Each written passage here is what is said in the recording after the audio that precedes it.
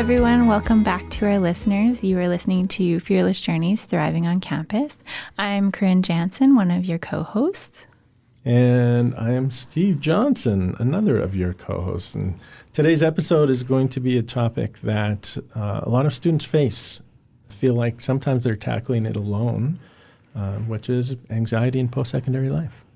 Mm-hmm. Yeah, and anxiety in post-secondary life can impact students in a lot of different ways. There can be that fear of doing well, how am I going to do, which can impact studying, can impact test writing, as we've had in previous episodes. Mm-hmm. It can affect social life, health, all of these pieces of a student's life. So we want to dive deeper into those various different areas. Yeah, absolutely. And to help us unpack all of that, we have with us Emma, a colleague of ours, a wonderful person. Emma, would you like to introduce yourself? Welcome. Hello. Yes, thank you for having me. I'm Emma. I'm the clinical care coordinator and registered nurse. I work in wellness services with these two lovely people. I'm excited to be on the podcast today for two reasons. One, it is a dream of mine to be on a podcast. You guys are checking off a bucket list item for me.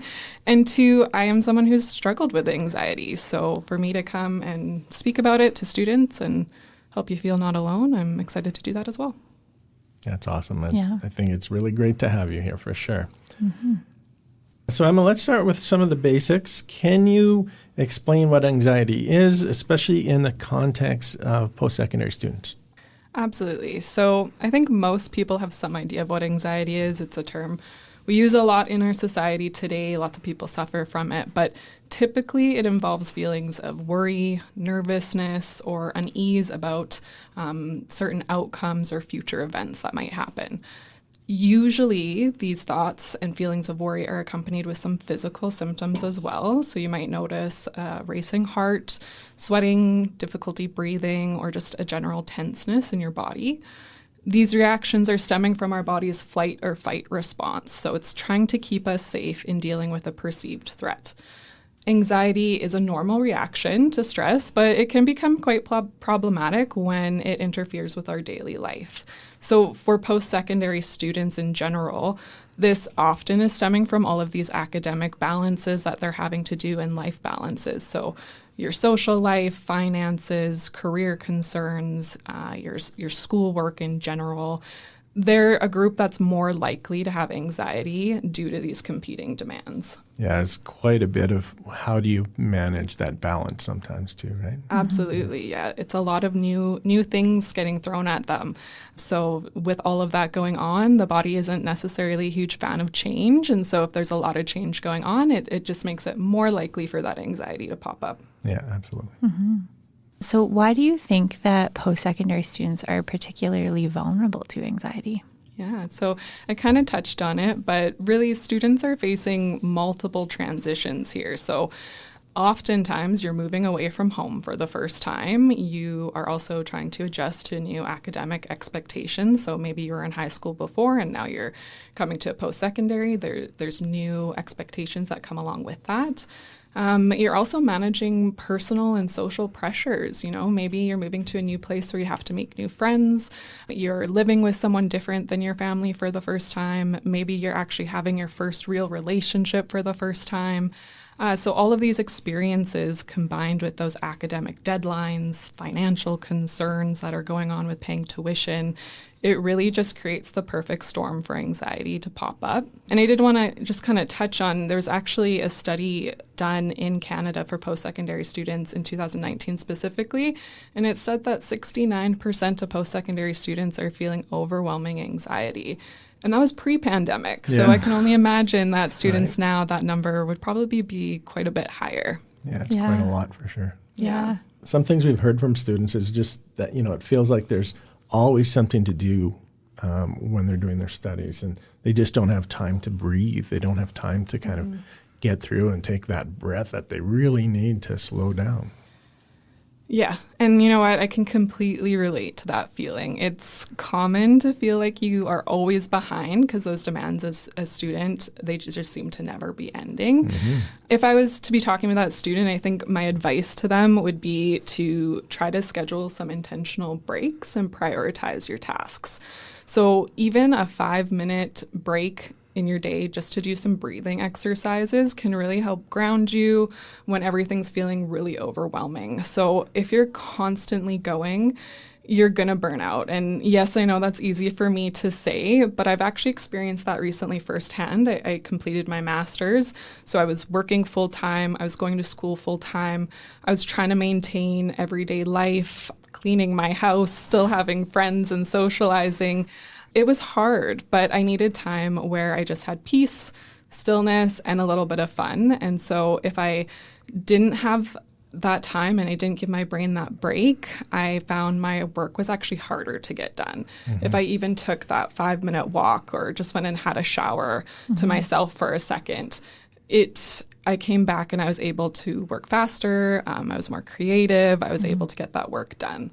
So even though it seems like it's impossible, schedule in those little breaks for yourself and it'll benefit you in the long term. Yeah, it's amazing how much 5 minutes will give you, right? Yeah, it doesn't have to be long, right? Lots of people think it's going to be an hour break that you need. No, just those 5-minute breaks are is all it takes. Yeah. Well, even just like getting up and looking outside or like going outside. Yes, nature. It can kind of reset. Absolutely. Yeah. Are there any myths or misconceptions about anxiety that you think students should be aware of? Yes, I think there's 2 that I would mention.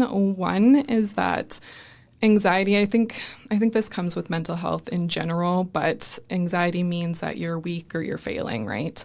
People really tend to be hard on themselves when they're experiencing anxiety. In reality, it's a common response to stress. It is ingrained into us from when we were cavemen. Yeah. So it is not reflecting on you negatively. It's really natural and it's not your fault. So don't be so hard on yourself and feel like that is a failing on your part. The other misconception that I would say is that a lot of people will think it'll just go away on its own. I think that kind of stems from what I just said, as it's natural, but there are times when it gets to be too much for us to handle, right? And so thinking that it'll go away or you can handle it on your own isn't always the best option. And so seeking help and learning coping strategies can actually be pretty life-changing for that. Yeah. I think sometimes too, students think that, helping or asking for help is a sign of weakness, which you've kind of alluded to, right? Which, like we know, takes a lot of strength to do. Absolutely, yeah.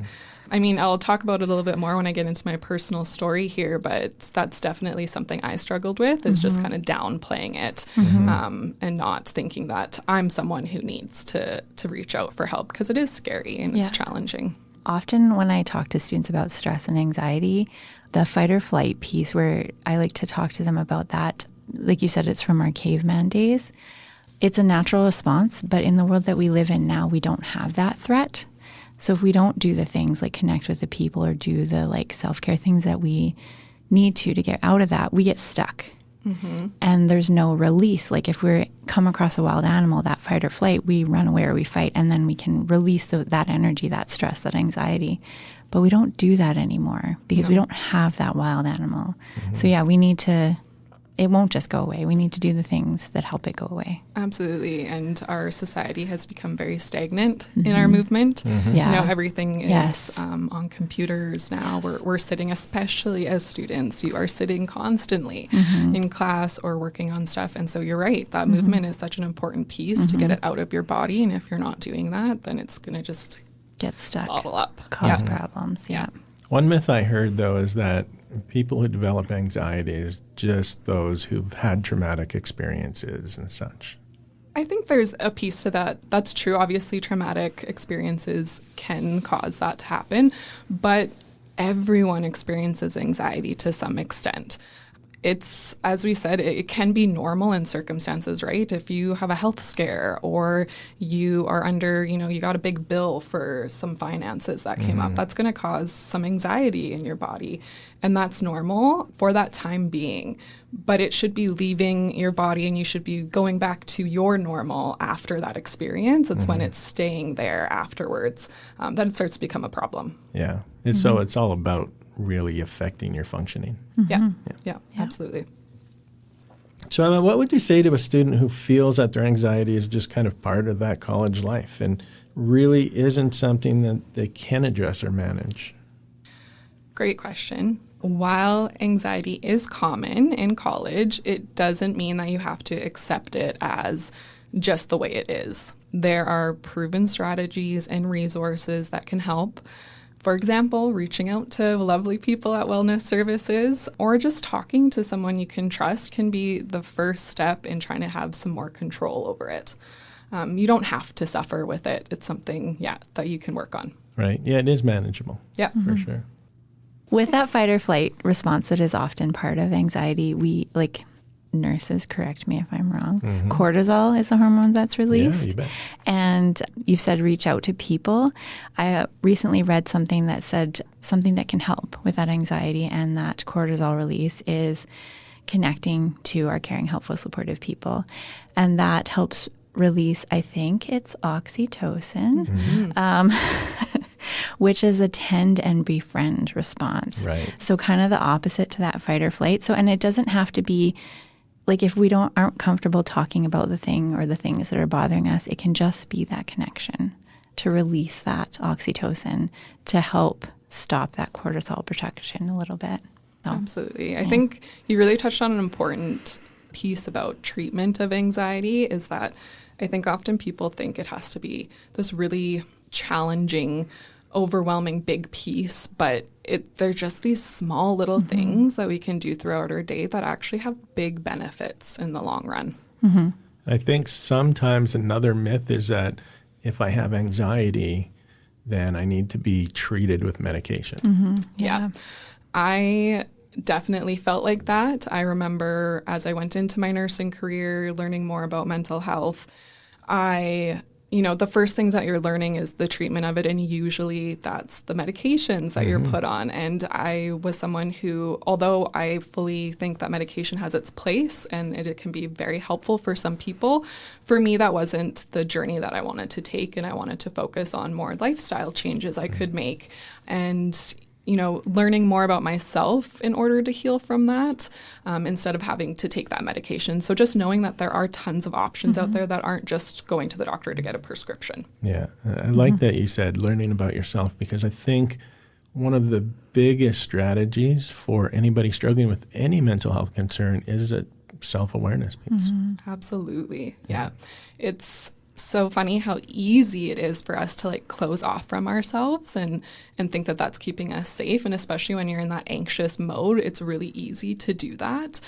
But turning into yourself and, even just feeling that feeling and recognizing it can be really helpful, but it can also be challenging because it might be one of the first times that you're really doing that, right? And listening to yourself. Yeah. And that's really uncomfortable. Yes. Yeah. No, nobody likes feelings, right, Craig? We love feelings, Steve, right? Remember? Yeah. We're opposite ends of that, for sure. And I think, too, with anxiety, if we ignore it, it actually just makes it worse. Yes, absolutely.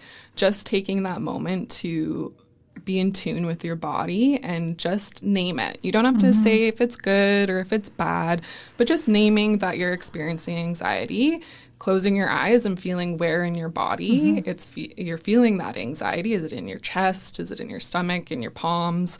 It can really just refocus your brain to allow you to think more logically in that moment instead of being swept up by the anxiety and going into more of that spiraling mindset that it can cause.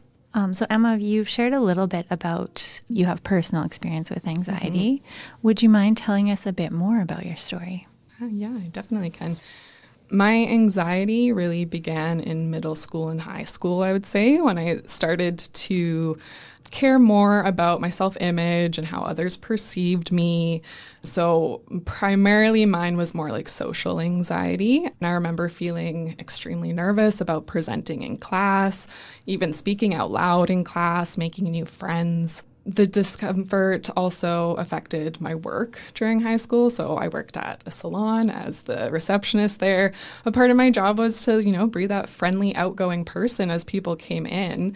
And that was really a struggle for me because I wasn't able to do that. Then fast forward, I went to university and I did not know anyone in Lethbridge except for my sister when I first came here. So that was really a push out of my comfort zone. If I wanted to make friends, I had to go and talk to them first, and that was terrifying for me. It was such a challenge for me that I often turned to some unhealthy coping mechanisms and strategies to alleviate that anxiety and help me open up to other people. And so, looking back on that, you can tell that they're unhealthy coping mechanisms then, but at the time it felt just normal, right? Something that's helping me get through that moment. And then I ended up working in wellness services and in the mental health world. And I realized that I was dealing with something much bigger than I could handle on my own. I started learning as much as I possibly could about anxiety, what causes it, what helps relieve it. And ultimately, I did that to help my own struggles, but it just was kind of a benefit that's also what we focused on in wellness services. Then this year, I mentioned I completed my master's in nursing, and actually a lot of the research that I did and papers that I did for my classwork, I focused on anxiety again because I was just so interested in it and what we can do specifically for post-secondary students to help them, since so many of them are struggling with it. And you mentioned a few things that kind of helped you work through it, like starting in the mental health field. Was there a few things that really helped you kind of turn things around with that? Yeah. So I do have a few tips of things that I'll mention a little bit later, but the biggest turnaround for me was therapy. Okay. It was a game changer. So it gave me a space to unpack my worries and really get to the root of what was causing it. Everything else to me at that time kind of felt like a Band-Aid in a way, but finding out why this developed in me in the first place really opened that door for me to heal. I will say exercise, diet, breathing techniques, meditation, those were all really large factors in helping me to where I am today as well. Learning all of those lifestyle hacks really helped me control my anxiety a little bit more. And honestly, I like to kind of think of them as my superpowers now to get me through those tough times. Mm-hmm. So Emma, looking back, is there one thing that you wish you had done differently when thinking about your anxiety? Yes, I wish that I had taken the time to address my anxiety a lot earlier. So I mentioned, it started in middle school and high school. And although I often joked, yes, I have anxiety, haha, when I had to do a presentation, I didn't truly accept it or utilize the resources available to understand it. So I often just downplayed it, saying, I have anxiety, but mine's natural, mine's mild. I don't really need to do anything to address it. But looking back in reality, it was much worse than that. It wasn't until I got older and into the world of mental health that I realized that anxiety can often stem from trauma. It was something that I needed to address in my counseling, and where I could unpack my experiences and recognize the patterns that my mind had created over time to try to keep me safe. And so going to counseling, it really opened up my eyes. It was the first time in my life when I realized that I had the power to overcome my anxiety. And that moment was really empowering and relieving for me, especially considering how long I had been struggling for. It really allowed me to discover, who I truly am, cultivate some acceptance there and self-love. And when you're in the midst of anxiety, it can be incredibly challenging to find peace and love for yourself. But once you do grasp onto that feeling, you feel unstoppable. And so I wish I had embarked on that journey earlier, allowing myself to experience that self-love and be authentically me for more of my life than I was. Mm-hmm. So if you were able to go talk to your junior high self kind of thing, what would be that one thing that you would tell them about, feeling that anxiety or what do you think that you could encourage them with? Yeah, I think it would be pointing out, because I downplayed it so much, it would be pointing out that, I think it's worse than it is, but it's okay that it is, and it's okay to admit that to yourself and reach out for help. It's not making you weak. It's, right. It's in the long run going to make you much happier and bring you that peace that I talked about, which I think when you're dealing with anxiety is something that you crave. Mm-hmm. You see other people have it and you kind of wonder, why can't I have that too? And telling myself that you can. You just have to take that first step forward. And, it might be a hard journey, especially with counseling. It's not always easy, it's a lot of self-work, but the end result is so worth it. Yeah, just that reassurance that you're not alone and other people have anxiety. Absolutely. It's okay. Yeah, so many people do. Yeah, definitely don't think that you're alone in it. Mm-hmm. Absolutely. Thank you for sharing. Of course. Okay, let's shift to some more practical advice. Emma, what would you say some coping strategies are that students can try? Yes. So I have quite a few here. We can unpack them. The first one that I'll mention is, we briefly touched on at the beginning, but time management. So breaking those big tasks into smaller steps. And what really helps me do that is using a planner. At the beginning of my school semesters, what I used to do is take a look at when everything's due, what it was that's due. So if it's a paper, I know in my head it takes me about 2 to 4 days to write one, and writing those schedules into my planner and then planning when I'm going to do them. And so it really just allowed me to get all of the buzz out of my mind onto something and give me some relief of like, okay, I have it planned. I know when I'm supposed to do things. I can kind of just like breathe and relax now. And I like encouraging my students to actually move the due date up one day. Yes. Right?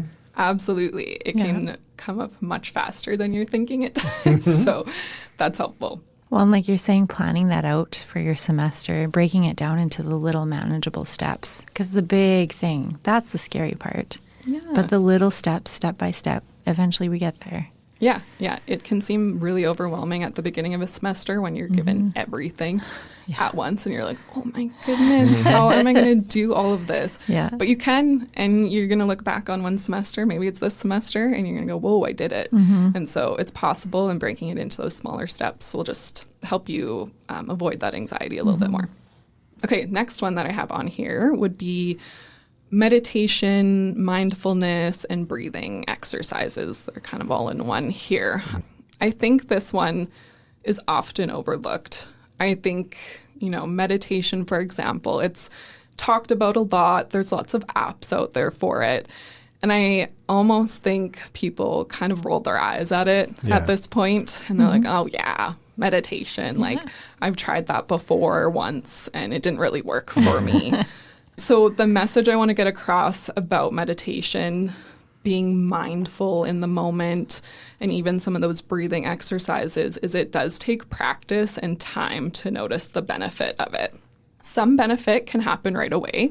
You can often feel a little bit more relaxed after you've done a meditation. It's almost like an exercise for your brain. So just like working out, the more that you do it, the easier it's going to be for you to do, and the longer lasting those effects are going to be for you. So trying to stick with it for, a few weeks to really notice those benefits will be helpful. I always did mine right before going to bed. That's the time you're wanting to wind down anyways. There's really good apps out there like Open or Headspace or Calm. I'm sure you guys have a ton of free ones too that are out there. So just playing that for, a few minutes before bed, it doesn't have to be long. But often what you'll find is the more you do it, the more you like it, and the longer you want to do it for. And meditation can mean a lot of different things depending on the person, right? Absolutely, yeah. It doesn't have to be listening and following along to a meditation. It could be just going and sitting in nature, right? Listening to some birds sing. It can. I also like to add in, it can be active, because a lot of people think it's like a quiet, empty your mind practice. It's not, because that's not possible. It can be a quiet practice, but your mind is still There's still stuff going on, but it can also be really active. So like doing things, but really paying attention to what you're doing. Like if you're exercising, what muscles am I moving? What muscles am I using? How does my breath feel? How does my heart rate feel? Doing the dishes, how does the water feel? Absolutely. What does it smell like? Like just really being really, really present in the moment. Yeah, that mindfulness piece, right? Yeah. You can even do it in class. Like, take one of your pens and feel what that pen feels like. Does it have any textures? What color is it? How does it feel when you're writing with it? Is it smooth? Yeah, that mindfulness can really be done anywhere. And I like that you chose to do things before bed, because we know that students' sleep is a huge issue. And doing meditation before bed actually helps improve your sleep too. Well, Yes. and better sleep helps reduce anxiety. Look at that. It's adding up Yeah. here. Yeah. Now you mentioned breathing. Tell me about that. Yes, breathing. There's lots of different breathing techniques out there. I'm sure if you were to just Google it, 20 different ones would pop up. A couple that I like to do is belly breathing. So we talked about that flight or fight response that we have, and that's our sympathetic nervous system in action. And so we want to switch that off, and we want to turn it to our parasympathetic, which means we're resting and we're digesting.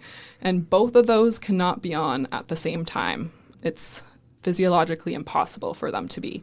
So if you're in one state of that flight or fight and you do belly breathing, it forces that system to switch into the parasympathetic. And what I mean by belly breathing is most of us are breathing into our chest. You take a nice deep breath right now, you're going to notice your chest probably rises first. When we're babies, we belly breathe all the time. But when we get older, for some reason, we switch it into our chest. Holding a hand over your belly and a hand over your chest and noticing that breath expanding your belly and then coming back in towards your spine again is how you notice that you're doing belly breathing versus chest breathing. And you'll notice a big difference after doing that for a few times. And Corinne, you mentioned the cortisol levels, and just moving that diaphragm up and down actually gets rid of some of that cortisol. That's what I tell people all the time. Move your diaphragm, because then your brain can get out of that fight or flight and calm down. Absolutely. And I like it because it's something you can do and no one notices. Right? Yes. You can be sitting in class before a presentation, noticing that anxiety creeping up, and you can do some belly breathing and no one knows. Or in the middle of a test and you're starting to panic. Yes. Belly breathing. Come back to that stuff you studied. Yep, Yeah. absolutely. Yeah. Couple other things here. Diet, I wanted to bring up, is a huge one. So caffeine. I am sure that most people in post-secondary are running off of caffeine. I get it. We have a hard time sleeping. We have lots of work that we're trying to get done, which means late nights. But something that I found interesting that I learned throughout my master's was that people with anxiety who stopped drinking any type of caffeine, so that means your energy drinks, your teas that have caffeine in it, coffee, for 2 weeks, they were actually, if they were on an anti-anxiety medication, were able to come off of that medication just from the pure fact of cutting out caffeine. I actually tried this myself, and I no longer drink caffeine because I realized how much it impacts my anxiety. And I think it's one of those things that we don't talk about enough. Caffeine and coffee, it's in a lot of things now, and it's very common for people to ingest. But maybe just take a look at what your caffeine intake is on the daily, and maybe trying to reduce it even might have an effect on that anxiety. Yeah, caffeine and chocolate, right? Is there some? That would be hard. Some chocolate. I don't know if Yeah. it has all chocolate. No, maybe not, eh? But maybe a little bit. Could do without chocolate. You can do without coffee, but not chocolate. No. Yeah, you gotta keep the chocolate. I think it's a small enough amount to won't affect. Well, do they even list it in the ingredients or like in the... No. they No, don't, so yeah. then there's not that much. Yeah. The second diet piece is alcohol that I wanted to talk about. So alcohol in the moment can make you feel more relaxed and less inhibited, but the effects do wear off really quickly. And then when they wear off, you actually have a rebound effect and your anxiety is much worse. So if anyone's ever experienced that hangxiety, that hangover mixed with anxiety, or I used to call it the Sunday scaries, where you notice that increase in anxiety, it could be from your drinking. So if that's a weekly occurrence for you or something like that in post-secondary, cutting back on that is a huge factor in your anxiety as well. And then the final piece for the diet that I wanted to touch on is just this connection that we have with our brain and our gut. It's called the gut-brain axis, and not a lot of people know that they're very closely connected. So what goes on in your stomach and what you're putting into your stomach has a direct effect on what's going on in your brain. We have a microbiome in our bellies that is ingesting what we're eating and sending signals up to our brain. So if we're eating a bunch of processed, junk food, which is usually the diet of post-secondary students because you have a lack of time and it's quick and easy. Yes, money as well. That can be contributing to the signals to your brain, just like your brain, when you're anxious about something and overthinking, might cause some stomach issues, right? Right. You might notice those butterflies in your stomach or a stomach ache even. So just being aware of that connection and what you're putting into your stomach could ultimately help your mental health overall. A lot of serotonin is actually produced in your gut, right? Much more. And serotonin is one of the chemicals that help us with our moods. Absolutely. It's our happy hormone. Yeah. Absolutely. Corinne touched on this one, but regular exercise. So even that short walk can lower your stress hormones. And then also having some social supports. So making sure that you're talking with your friends, family, having that connection piece, again, is, a quick way to decrease that stress hormone and help you feel more connected and relaxed. Those are all great tips. And I think even if we take one of those, I think it's going to be great and really help decrease our anxiety. You did touch on alcohol, but there is a big increase in cannabis use lately. And I think a lot of people think that cannabis fights anxiety, but it can also increase anxiety quite a bit as well. Yeah, that's true. And I think with how often people are using it now, since it has become legal, I don't think that effect is shared very widespread. And so I don't think a lot of people know that in the moment, it's kind of like alcohol that way. It might make you feel relaxed, but long-term chronic use of it can definitely add to your anxiety. So what are some red flags that might indicate it's time for a student to look for that professional help for their anxiety? This is a great question and something that can be kind of hard to determine if you're in anxiety. So what I would say is if you are noticing that it is coming into your life in a negative way, it's affecting the relationships in your life, it's affecting your schoolwork, maybe you're avoiding some social interactions due to that anxiety, or you're skipping classes, that might be a time when you should reach out for help. But I do want to preface that there's never a bad time either. Right. If you only are having a little bit and that's not okay for you, then reaching out for help in that moment is good too and the right thing to do.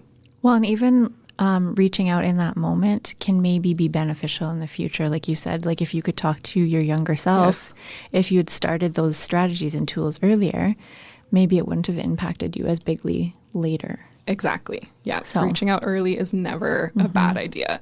And I think you mentioned in your own personal history being, scared or having that anxiety in standing up and talking to people or standing up in front of a class, right? And I think that is a good indicator that, maybe it is time, to get some help.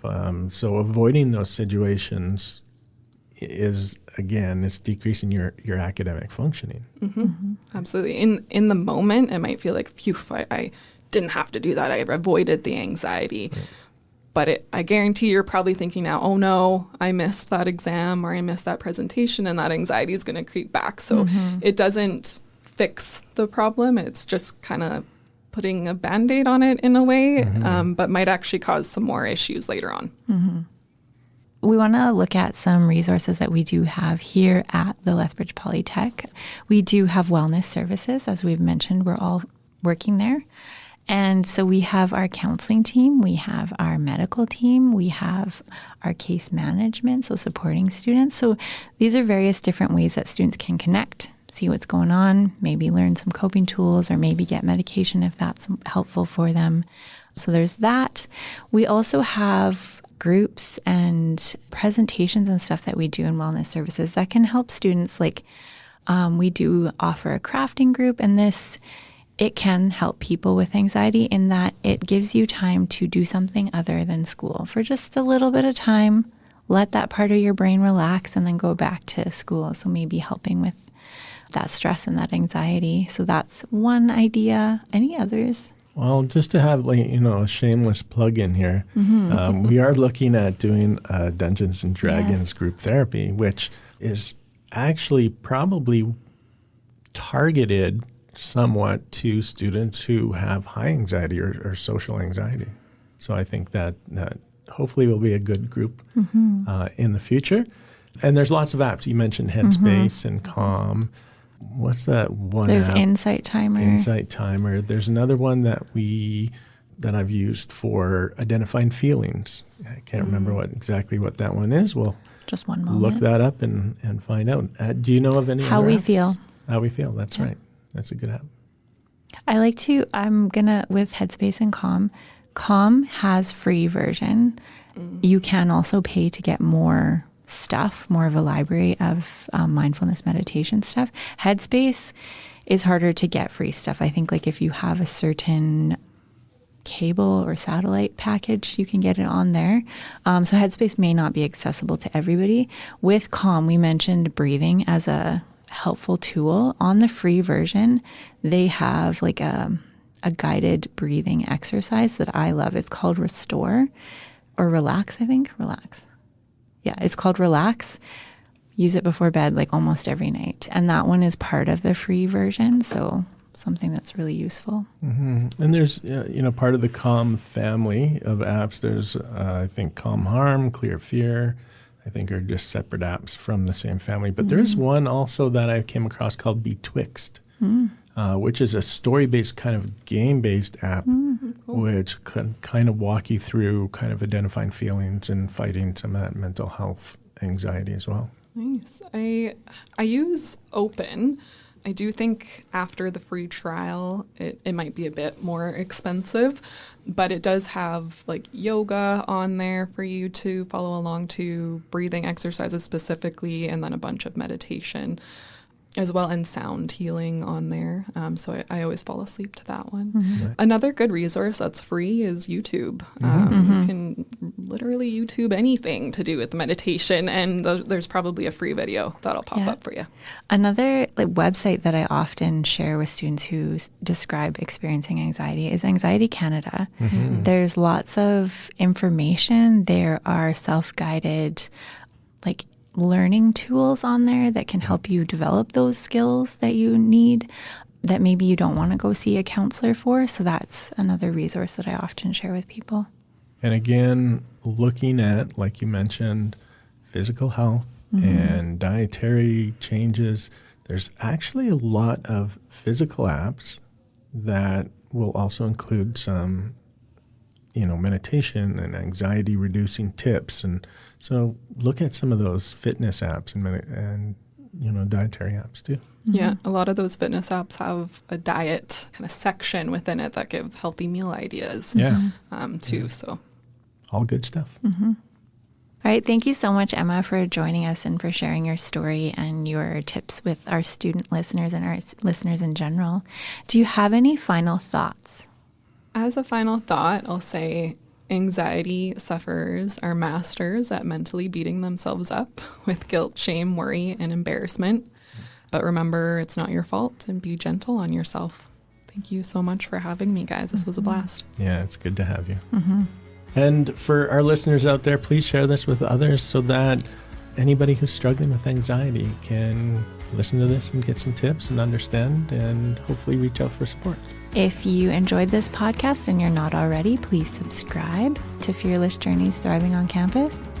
And remember, listeners, anxiety doesn't define you. It's just one chapter in your fearless journey. So keep thriving, keep growing, and we'll see you next time.